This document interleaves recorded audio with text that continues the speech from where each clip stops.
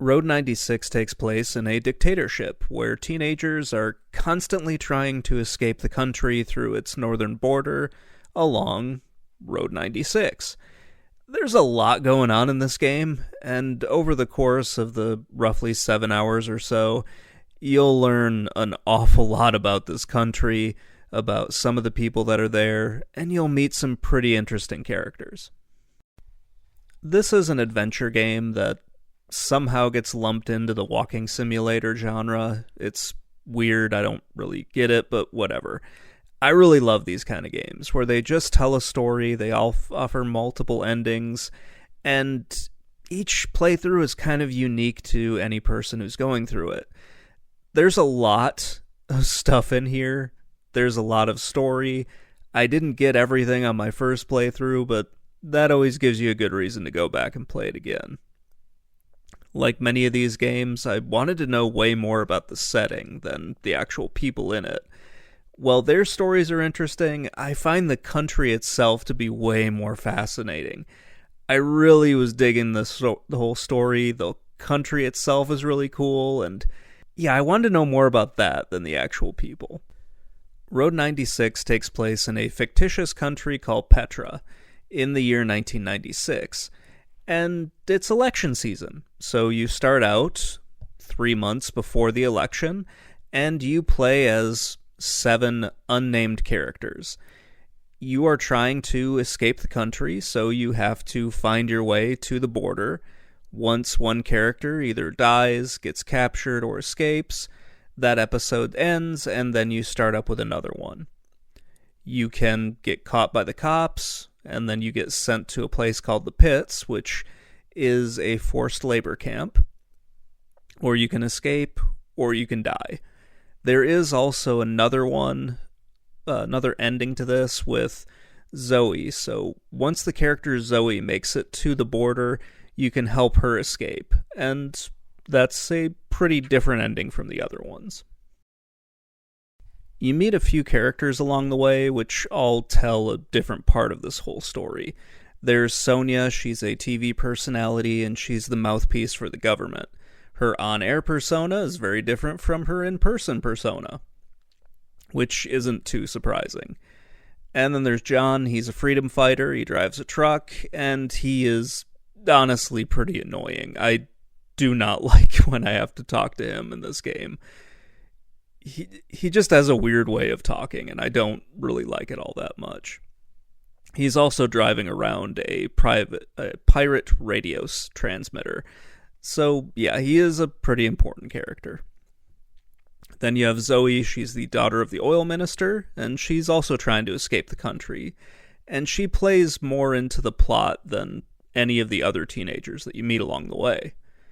Then there's Alex, who is a super hacker who's building a bomb for the rebels. That's rather fun. She ties into another one of the characters, who is Fanny. Fanny is her mom or adopted mother, and she plays as the only good cop in all of Petra. Then there's Stan and Mitch.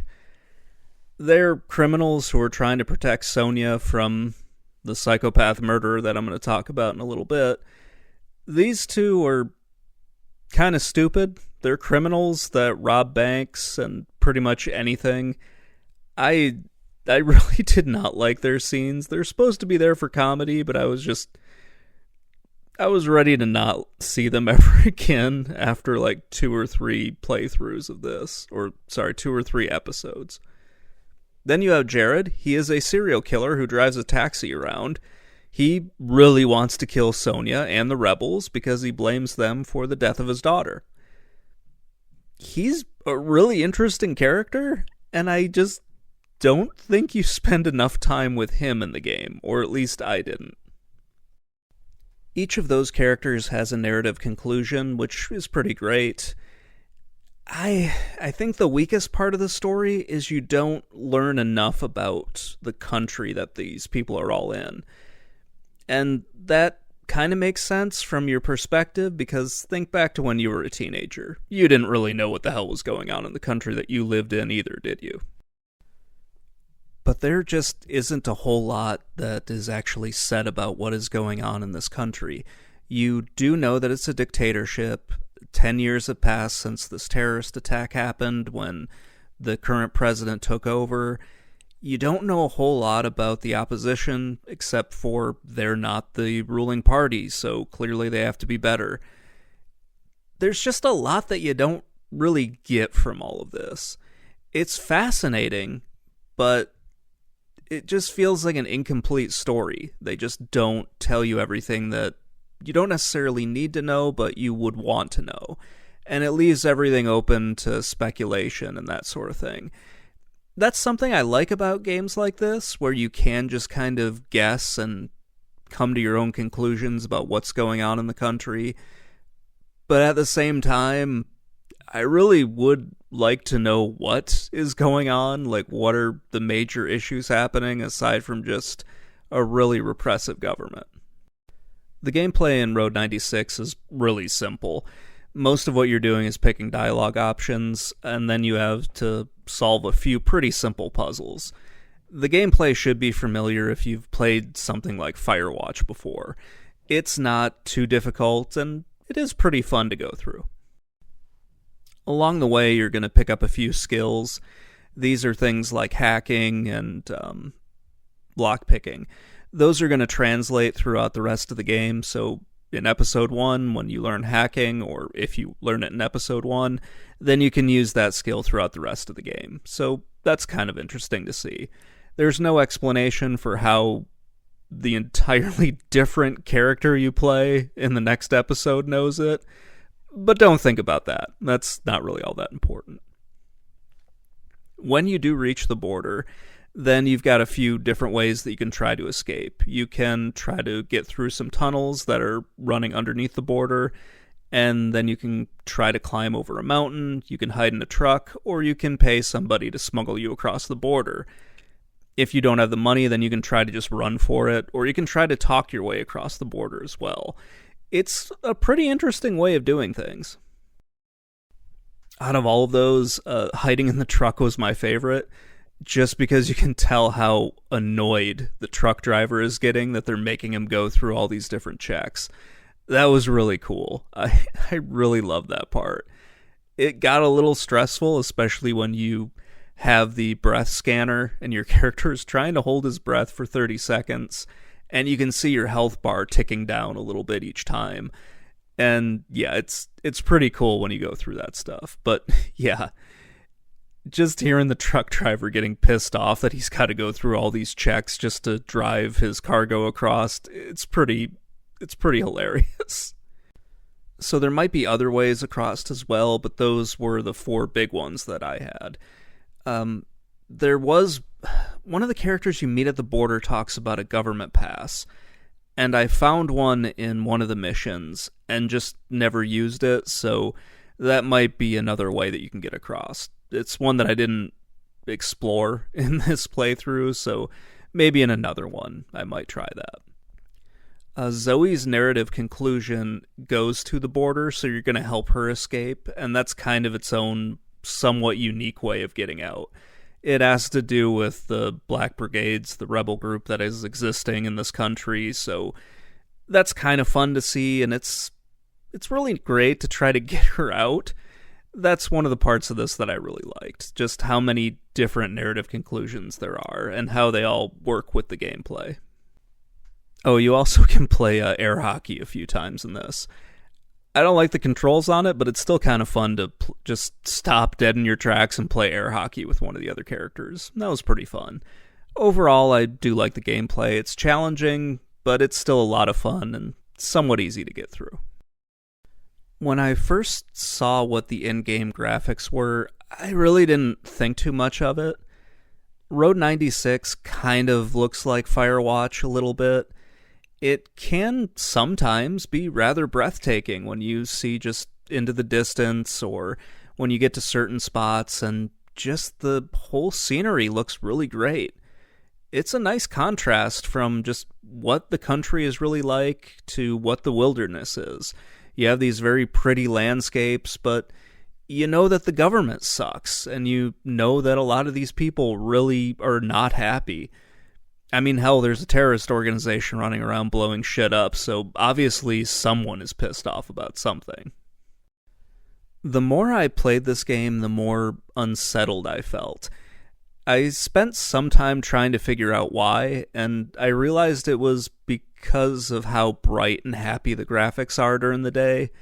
Most of the game takes place during the daytime, so everything looks kind of bright and happy. You're out in the woods, so things are rather pretty looking. And that's just the game masking what the whole world is actually really like, or at least the game's world is really like. Because you have this corrupt government that's snatching kids off the street and sending them to, a forced labor camp. Yeah, and then you go out into the woods and everything's happy and great. And yeah, the graphics are just sort of a little awkward for me at times going through this stuff, because you see all these things and you're like, wow, this is rather pretty. And the world it's existing in is kind of shit. In some ways, Road 96 kind of reminds me of one of the Telltale Adventure games, or Firewatch as well. Most of the time, it looks very good. There are a few instances where stuff kind of looks odd. Like, I ran into one spot where I was watching Zoe walk, and it just didn't look right, because she's walking up a hill, but it doesn't look like she's attached to the ground, like she's not coming into contact with it. It was a little weird. There was also a glitch where I think I was riding with John. The truck pulls over for him to let me out, and another car just drives right through it. Like, there was no hit detection on it. It just kept going right through, which makes sense because neither of us were supposed to die in a car accident, but it just didn't look right, and it kind of made me chuckle, and I'm not sure that was intentional or not. So, in my previous job, I did a lot of research on several corrupt and authoritarian governments. I covered their elections, monitored stuff for hate speech, and watched my fair share of coups take place. Playing this game brought up a lot of those memories. Not all of them good, but most of them kind of, I guess, largely harmless for the most part. But yeah, that was where my mind was going during this. I'm not going to get too into those stories because this is supposed to be about a video game and not about me talking about stuff. That's for my therapist and not for any of you guys. Road 96 is a wonderful game. I'm sure each person who's played it has walked away from it with something different. Each playthrough is just a little different from the last one. Each episode is a little bit different, and what the story means to people can change depending on the person and what you bring into the game with you. I've written this section a few times. Just coming up with an ending for it has been a little bit hard. Had to delete a bunch of stuff that I just thought wasn't really necessary. But yeah, this is pretty much where we are, so I'll quickly wrap it up. This is one of the best games that I've played this year in 2025. I wish I had played it a little bit earlier, because the game has been out for a few years, but whatever. It would be nice to know a little bit more, and maybe I'll play the sequel/prequel at some point. Anyway, that's going to wrap things up. Let me know what you think in the comments below, and I will talk to you all later. Bye.